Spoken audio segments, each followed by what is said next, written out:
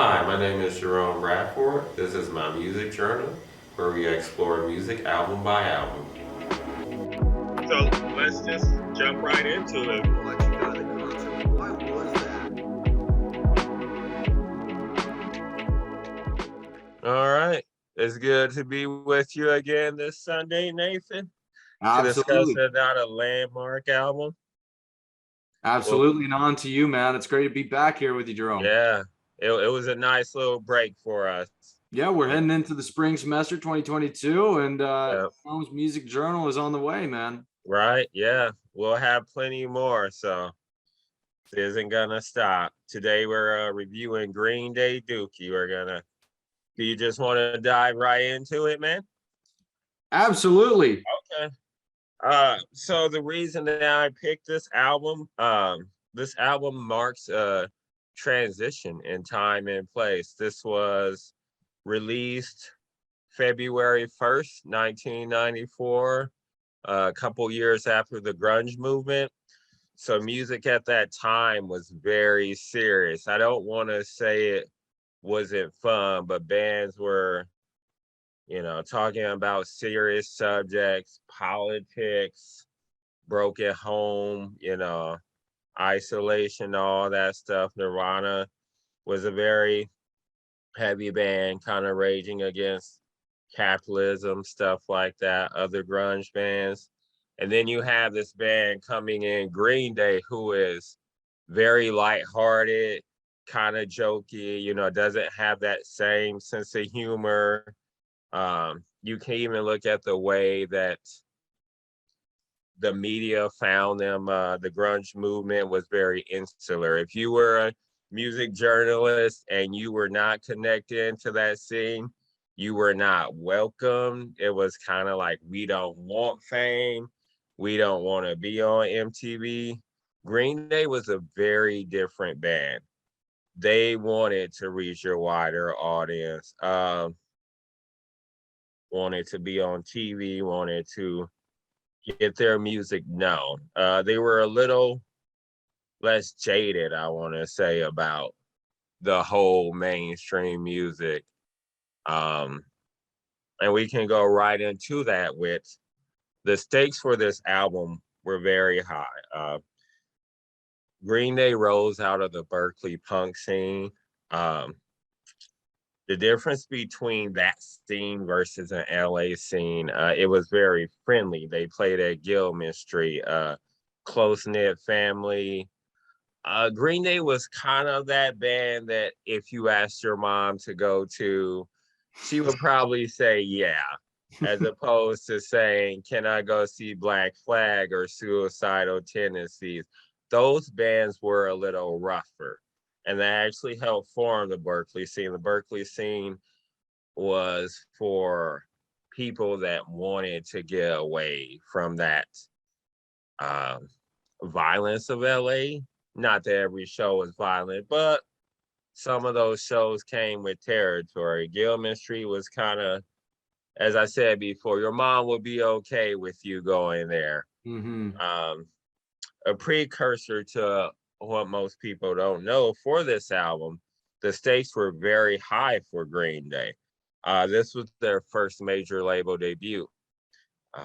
The scene actually, upon finding out that they signed to a major label, they were not welcome back at Gilman Street. They were kind of ousted from that scene.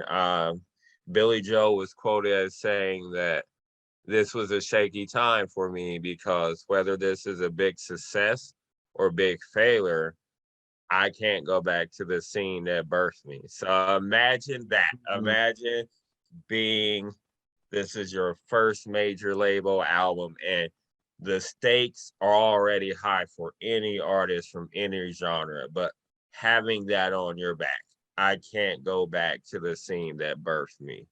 I Mm-hmm. mean, you would be nervous, right, Nate? Yeah, almost like you have to like get on to the next level, and Yeah. and this the pressure, like you have to, and take Mhm. that. But they already did in a sense, right, from Yeah. signing that major label deal. Hmm. So they Hmm. were taking that next step. Yeah. That's very interesting to hear, considering that they were different from the other bands beforehand. I'm really interested in what I don't fully understand what that era was before. You know, if you can Yeah. share that, what it was like. You said Green Day was a little more like, hey, your mother would let you go to the concert. Why was that? Like what was that era like? Like I know you were talking about they fought about capitalism and things like this and that, but give me a little A insight. little meat for it. So the LA punk scene had some really great things. It was a creative music bed. You had a lot of art coming out of that, but you also had a lot of violence at those shows. You know, you had black flag shows. They would be broken up by the cops. You know, you would have kids just coming to those shows sometimes just looking for a fight because the music was very aggressive. It was very a working class type of thing. You know, life life is really tough right now, so I'm gonna let off some steam. Those clubs even that they played in weren't some of the club owners weren't very welcoming to those bands. So you also had a tension between that. You had different bands that crowds didn't get along. You had suicidal tendencies, you know, who their crowd was I don't not pigeonholing and say, oh, but they were associated with some gangs. You know, you put that in playing with like a Black Flag or something like that. Trouble is gonna kind of pop off because their fans may not understand Black Flag fans or vice versa. But then you have the clubs who don't really have any rules. They just saw it as a way to make money. If the bands or fans got too rowdy, the show just wouldn't happen anymore. You couldn't play there. Gilman Street fostered a very welcoming environment. Gilman Street club rules, you couldn't play there if you were racist, sexist, or homophobia or violent. So right there, you're already controlling the audience and setting the tone for what type of music plays in your club. And so Green Day came up in that scene. So it was, you know, in some way too, it was less harsher lyrics. They weren't as confrontational. Green Day lyrics were kind of about teenage life, romance, the struggles of being a teenager. So you juxtapose that to a Black Flag lyric called Cop Car, which is about corrupt cops in LA. Was it a little more blunt, maybe, like the other Yeah, bands in the yeah. earlier 90s? Black About? Flag and those guys, they were a little more blunt. They were a little more I always said their vibe matched the city of LA. LA at times can be an angry city, and these bands were coming from very impoverished place and had a lot of frustration and a lot of things to tackle and things that they wanted to change, rightfully so. Green Day, I feel like, was coming from a different vibe, like kind of teenage various serious teenage issues, but it wasn't like a cop car song, or they weren't taking on Ronald Reagan, you know, or anything like that. And so they operated differently too, in a sense. Like Yes. the stakes were high when this Yeah. album was coming around, and they operated a little different, and their sound was a little bit different. Yeah. What was up with that there? Like, because from an outsider perspective, I should probably explain my history with this punk rock, different sort of genre. You know, they were a little more poppier and really into pop punk. And that's the thing about Gilman Street. A lot of pop punk bands, ska bands, and emo bands were birthed out of Gilman Street. They didn't quite fit playing in LA. So they kind of formed their own community at Gilman Street. Gilman Street was really, if I had to say one musical thing they gave besides the show, it was really about musical experimentation. you could play poppy, you could play slow, you could write a 10-minute emo song, and the audience was very open to hearing it.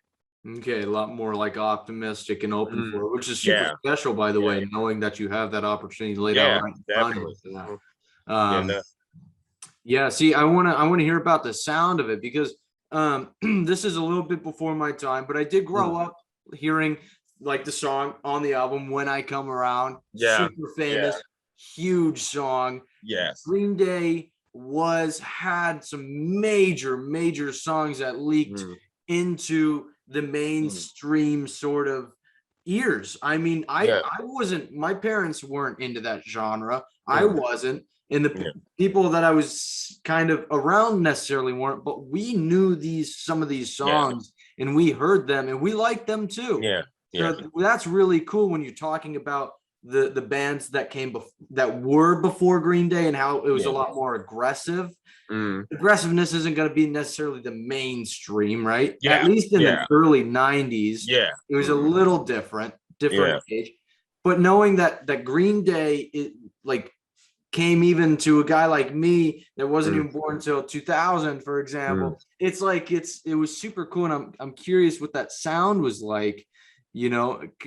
Comparing that to the bands before, I think that's mm, super intriguing. yeah, And we'll dive into the album, the actual album itself, and the influence it's played on you, mm, just yeah, like it's leaked into lives of me and around. mm. So yeah, what do you have on like the influence of it in the music Oh album man, itself? I want to dive into that. yeah, let's dive in. Well, to say what you said, I think one of the biggest things we can recognize out of the gate that it did bring in mainstream America into that music. We often talk about Nirvana bringing main the mainstream to the underground. I think Green Day did that too, but I just don't think they get enough credit for it. I think that they opened up the world to pop punk. They played faster and was more melodic, and a lot of kids got to hear that music that won them if they hadn't went mainstream. There's a correlation between them going mainstream and Blink 182 getting bigger a couple years down the line. Green Day made it okay to have fun in punk, to show mainstream fun in punk. Not that the earlier bands weren't having fun, but from someone outside looking in, if you see a Black Flag mosh pit, it can look very aggressive. It can look very intimidating. Yeah. Wow. Yeah, that's Yeah. interesting. And you grew up with that, with the album coming out and things like that. So that era shift, what was that like? Oh man, I just remember music getting a little more lighthearted, embracing pop a little bit more. I think one of the things, I hate to keep juxtaposing them because it's not a Nirvana video, but it helps to bounce those two off because they were a transition for the decade. This album came out 10 days after Kurt Cobain died.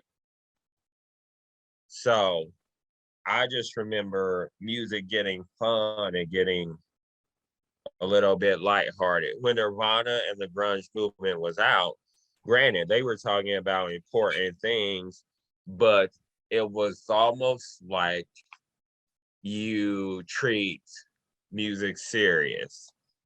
You make very high art. You say important things. I'm actually gonna. I know we haven't jumped into the album yet, but I kind of want to throw some lyrics out there if you don't mind, Dave. Absolutely.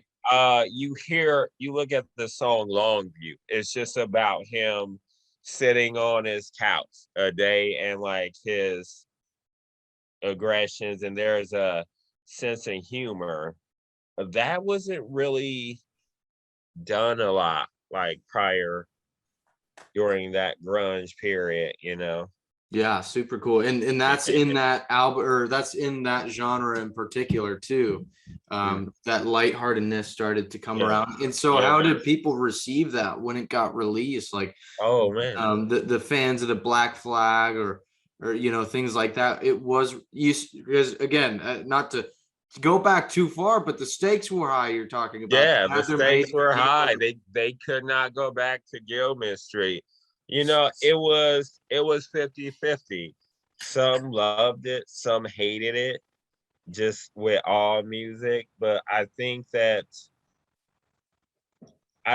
thing that saved Green Day, the album is great and they're a great band. But I think the thing that kind of people warmed up to were that they were still good guys. They've always been good guys. The album prior to this, Kerplunk, the major label wanted to kind of suck that up, and they said no, those funds will always go to our old Lookout Records label. So I think people could tell that it was a natural progression of just wanting to reach a bigger audience as opposed to I just want a bigger payday. Yeah, and was that the norm then, like for the other bands, or was it more of a commitment to that sound? Because Green Day had that evolving deal that Yeah. you're talking about right now with the genre. Yeah, there have always been bands that evolved. It wasn't kind of you know you got mixed reviews. Husker Du is another band that did it. They kind of moved from hardcore to alternative. There's always been bands that have done that, and it's been received well. So I think it falls on the artist itself. I think there are some bands that like to stick within the sound, but I think for the most part, bands eventually want to progress and learn how to play different things, you know? Mhm. Yeah, and again, that song, man, When I Come Around is just Yeah. so good. This I was listening to the album. By the way, the album art, super cool. I love the comic inspired. Do you have what's your thoughts on the album art, first of all, before I move Oh, into my thoughts on the other songs? no problem. I love the album art. There's just so much to look on it. And it just shows that they really wanted to reach a wider audience. The art is phenomenal. Absolutely phenomenal. Yeah. What in the world's going on with the album name? I haven't said it out loud yet. You have. Yeah. Yeah. I don't know. Yeah, I don't know. It's kind of, I was kind of like, oh, I wonder why they picked that name. I did take some notes here. Apparently, that was an inside joke between them. They were on tour, and it's it meant eating spoiled food. That's what that meant. Yeah, while they Inside were joke with the guys. yeah, while Oh they my were goodness. touring in the van, and they were still grinding out, and they were underground. They say, yeah, sometimes we had to eat some really bad food. There's Oh no man. funds, but being a band isn't glamorous, right?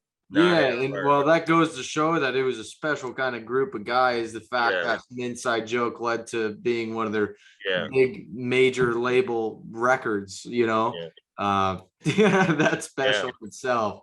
Hmm. Super cool. Yeah. Yeah. So oh my goodness, like when again, I'm not super blown into I didn't grow up with this sort of music coming around, but it's so cool knowing that it led into the mainstream. And when listening Yeah. to the album, it was super good, by the way. Yeah. And there's Yeah. multiple songs that reminded me of my childhood Yeah. that I heard.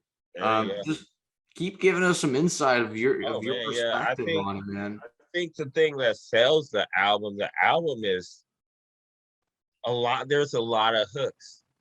There's a lot of hooks. There's a lot of big pop hooks, big sounds, but you also have these lyrics that are just really good and really introspective. you were talking about the song When I Come Around. Like that's a great relationship song. I'd say absolutely. I Yeah, mean, it's, you know, situationally, I'm sure, if I'm on a date, it might depend on the situation of when I'm gonna toss that exact song on. Because again, yeah, some people it might be the perfect yeah, exact time to yeah, listen to a song, and some people it's just gonna be in different areas, different places, yeah, different experiences. I'm sure that song could sneak around. yeah. It's a very relatable song. The song is based off of an argument he had at the time with a girl where he just went for a walk. And in the you feel that in the lyrics, and of course the way the video was shot when they're walking around town, and it just has that thinking kind of thing. So Yeah, and I was having this conversation with a gentleman, another artist, and that it's linked with Mavradio. There'll be an interview out. It's with Mark Farner. He's from the Grand nice, Funk Railroad. Super nice. nice, genuine, humble guy. But he was talking to me about the fact that he doesn't like music videos, and I thought it was super interesting. I'm like, why in the world do you not like music videos? He's an artist. He's sold tons of, been very successful with the music industry. Why don't you like music videos? And he said he didn't like it because the producer and the director of those music videos are writing the script of the theme of the song. Like it almost takes away from the listener's opportunity to visualize the song based on how they perceive it, right? You know what you picking up? Yeah, What I'm picking up what you're He saying. said the directors and producers, they limit that by giving you a visual and saying that's what it is and nothing else. What's your take on that when it comes to songs like this, and you're talking about the music video there, but Yeah. what's your take on having that spectrum of perceiving those songs?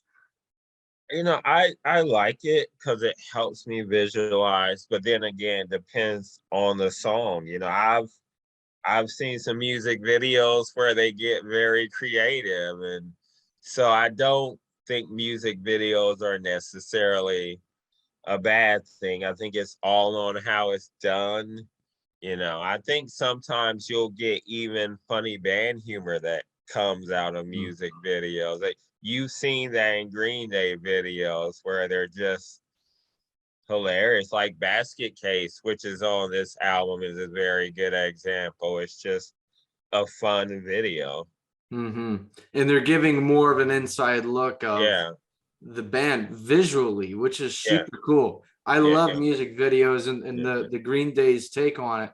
Having that opportunity as a listener to see that's super cool. Mhm.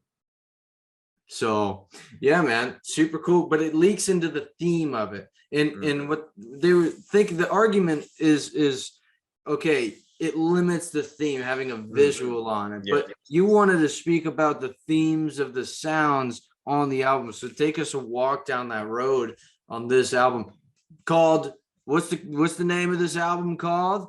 Dookie. It's Dookie by Green amazing. Day. Yeah. 1994. Yeah.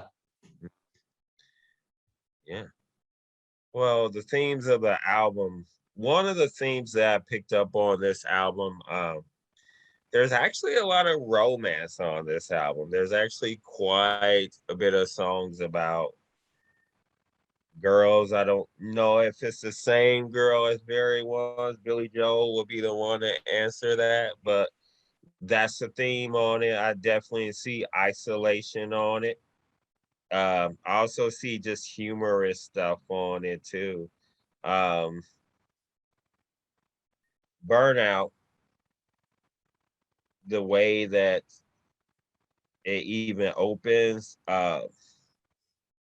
is I've always had an interesting take on this song as far as theme, and I don't know if Billy Joel intended this but the lyrics, he's like, I declare I don't care no more. I'm burning up and burning out. I think that's kind of interesting because they were a transition band, and by the time that this came out, a lot of music fans were just tired of the seriousness and wanted something fun. Mm. You know, they wanted something fun. They wanted something interesting, something a bit more upbeat. Grunge tones were really more bleak and played really slow. Hmm. And you think they delivered that with this album?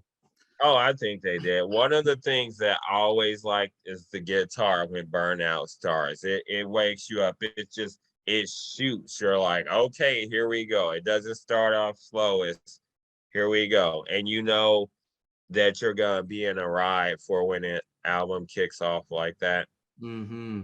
Yeah, I can say personally, just like from the first song to the next, it started bleeding through each other and just Yeah. getting into a Yeah. flow of things. If any listener hasn't tuned into this Green Day album, I'd say let's start from the beginning and just start listening Yeah. through. I like turning shuffle off and seeing what happens with Yeah. albums, and it Yeah. was cool and special. Some of the transitions were really, really cool. That I personally, again, have only really heard the mainstream songs growing up. Was really cool to have that experience listening to, you know, the 15 song album, which is really cool. And noticing the differences between each song was really, really neat and really cool. I enjoyed it. Yeah. It's a good ride. One of the transitions that I like is when they go from Basket Case to She. Basket Case is kind of this, you know, the video is funny, but it's talking about um his problems and kind of his own issues. And then it goes right into She, and you get issues about the girl he was dating at the time and the context of how they relate to each other. To me, that was a really good transition. Yeah, absolutely, man. And the themes of it, I mean, I would agree. Like, I think what's really cool about it is your take on the themes of the album and how some of those lyrics tie right into it, man. And I think again, from an outsider's perspective, it's really cool to observe and see that. Yeah. See how that Yeah. audience can perceive the sounds there. Yeah. And it's an album that will definitely pull you in with the big pop hooks. And it's a very melodic album. It's a very melodic album. So Mm-hmm. which at the What's that? which at the time that wasn't being done a lot with punk. Punk was not really that melodic.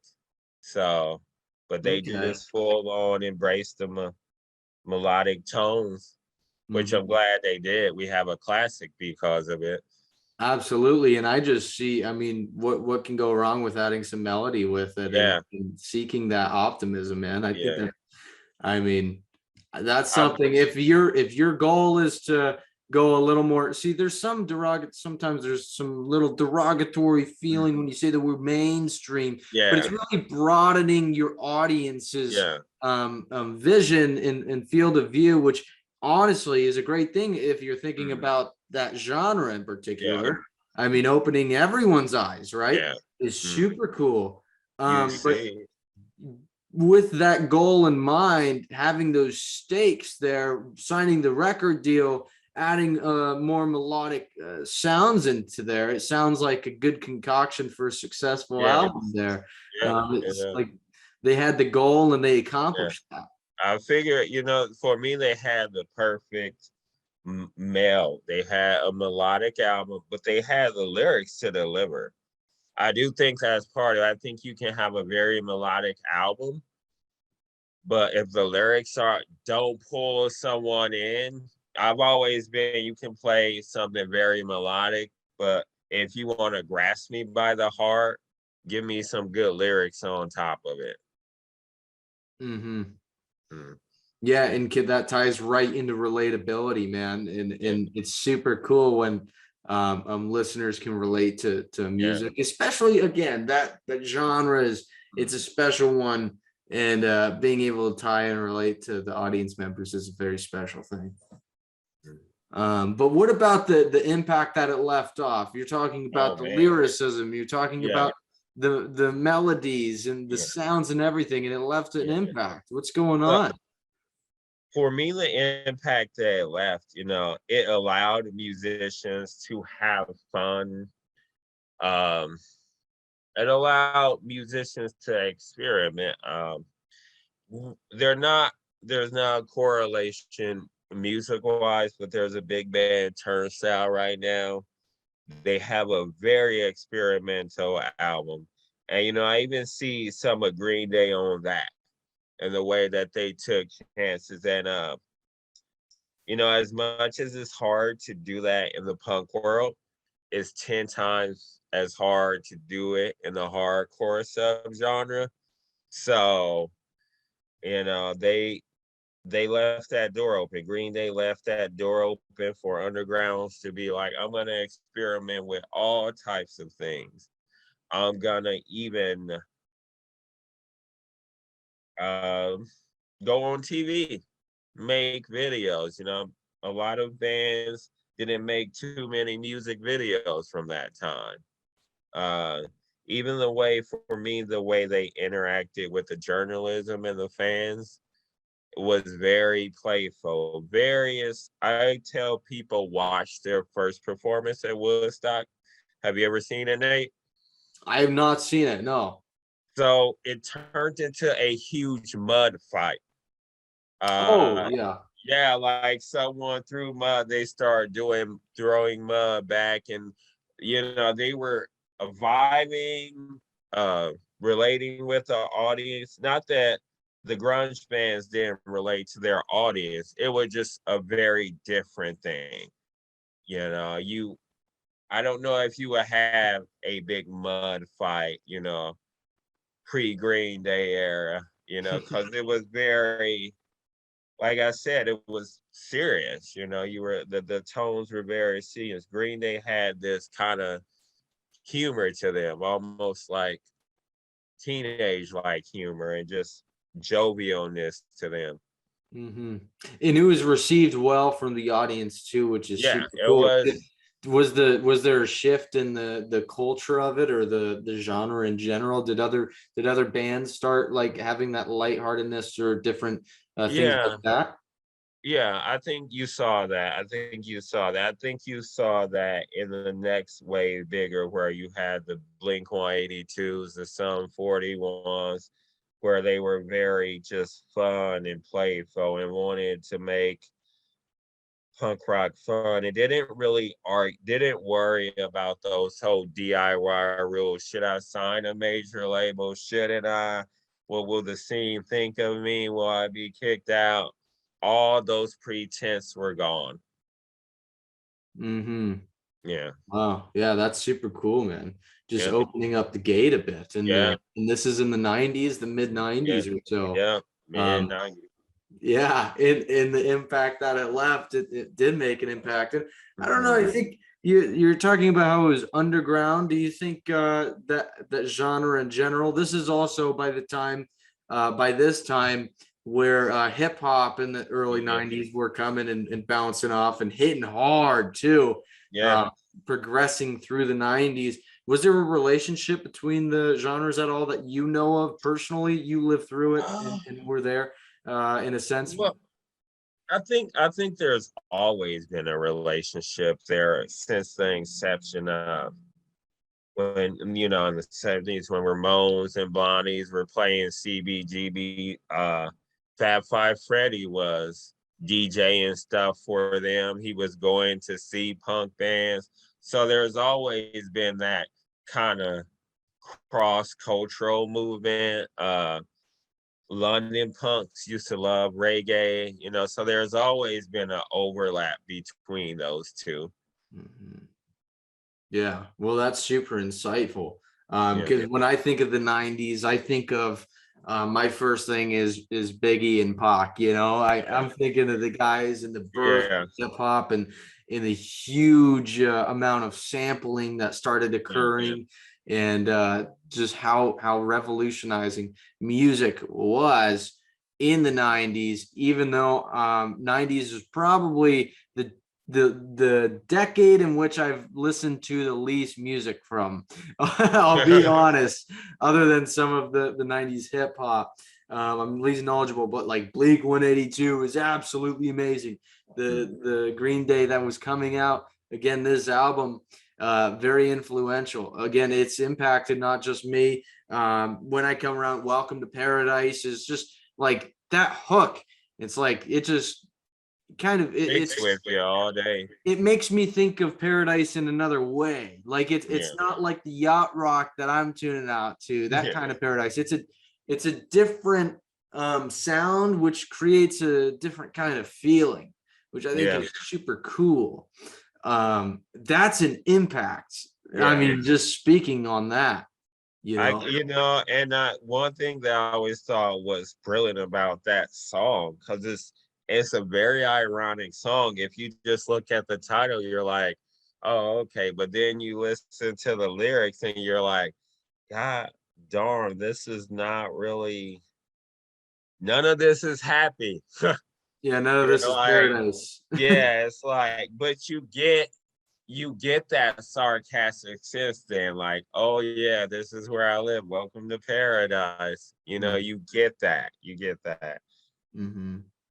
Which again that could contribute to the band's kind of character, in how they acted and just kind of their identity, would you say? Yeah, definitely. Yeah.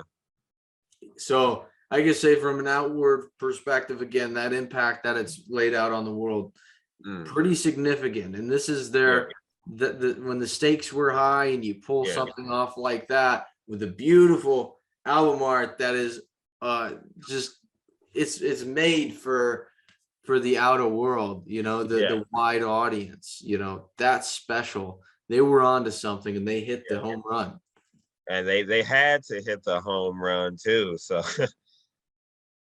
yeah. So how about the tone of the singers? I know you wanted to pinpoint that and really hit it hard. So just the way they vocally sound different. Billy Joe has this very fast-paced, high energy voice, where you can still hear the humor in it. Prior to that, the voices were very serious, very rageful in some ways, and they were just these down tones. Billy, his voice was a lot different. Yeah, I can say personally, I can just tell. I can tell. I can see what's going on. Yeah, and that's special in its own way. Yeah, and that was again built into that character, built into that identity that was different than some of the albums or artists beforehand. So I've had a great time being able to learn a lot here. I've learned a lot from you and your perspective. If you want to share more of what that was like when this album was coming out, you can. You do everything you like to do to share before it goes out here. Definitely. I definitely noticed more younger people at the punk shows. I noticed different types of people at punk shows. It was a lot of suburban kids, black and white. It opened up that world, which it needed, for them to be able to come down, see it. Like I said, it sounds like a cliche, but it's true. Your mom is probably gonna let you go see Green Day as opposed to Black Flag. So and that's powerful, by the way. That's meaningful, and it means something. Because it means that you don't have to lie to her. Definitely. About I knew some moms at the time that liked Green Day. That says a lot, Well, yeah, absolutely. So yeah, but even with it being, I hate to use this word, a cleaner punk, it still was very heavy, and they still tackled a lot of issues, and they grew to tackle a lot of issues. They grew to be a little more political. So Hmm. Yeah, you can see some of those influences right in the album art itself. They've got yeah, some jets with some, they're dropping bombs out, but yeah, it's in a cartoon style. yeah. I think that's what's super special and what I really enjoy about music, Mm, what I really enjoy about art and just creative processes in general, because it gives you an opportunity to share not just your perspective or idea about it, but in any way. yeah, If it's something political or whatever it is, you get the opportunity to draw it out in some right. like kind of subtle, or as compared to like the bold ways that you're speaking some of the Yeah, prior bands did. That is cool. And yeah, super, what a great opportunity for yeah. them. Um, And I think we're still seeing this album, echoed in just today and by bands, taking chances. Um, it's there. It's in the culture, it's very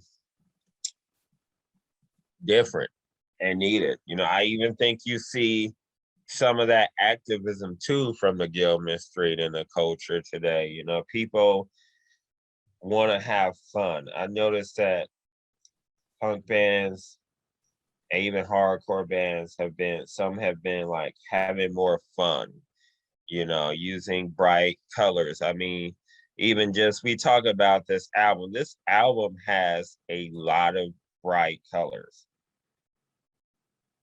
mhm. for the cover art. I mean, they're having fun. And it looks like fun as well Yeah, with the album art and some of the yeah, sounds. yeah, Hitting that mainstream kind of yeah, with some of it. So I think it's played a great role in the musical world, which yeah. is super special. We can all whip it up right here on these little cell Right. phones Yeah. in There the you go. snap of a finger Yeah. with these albums, and maybe we'll dive into some other Green Day albums in the future, because I'm really intrigued to learn here, and I'm sure Oh there's yeah. other listeners that are too. Yeah. To I learn I about. got I got a list. We may have to do some 90s hip hop.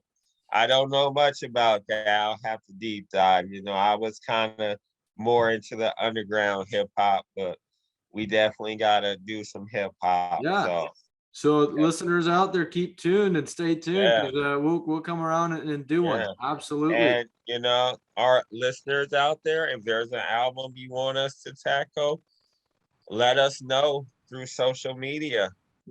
Absolutely. You can follow Mavradio on Instagram. It's at Mavradio UNO. You can DM whoever. You can follow me. I'm Nate Swets, SWTS on Instagram. Just to plug it in there, whatever it is, reach out. And Yeah, we're just having a good time. It's been great doing this with Jerome, and I'm looking forward to the other words that we have to say, and sharing perspectives and yeah, talking about the impact. That's super important. yeah, A great opportunity it's been. yeah. Definitely, definitely. So, all right. Is that a wrap? Yeah, I think that's the wrap. That's a wrap. Thank the crowd for listening. Thank you, Nate. So go Absolutely. out and listen to Green Day Dookie. Have some fun with punk. So there you go. All right. Yeah. We'll see you next time. Then you can go counter it, listen to some Black Flag too. Get that balance. There you go. Absolutely. Yeah. I will personally. I hope whoever out there is too, to really take in the words that you've shared today. Thank you. Right on. All right. Right Have a good on. day, everybody.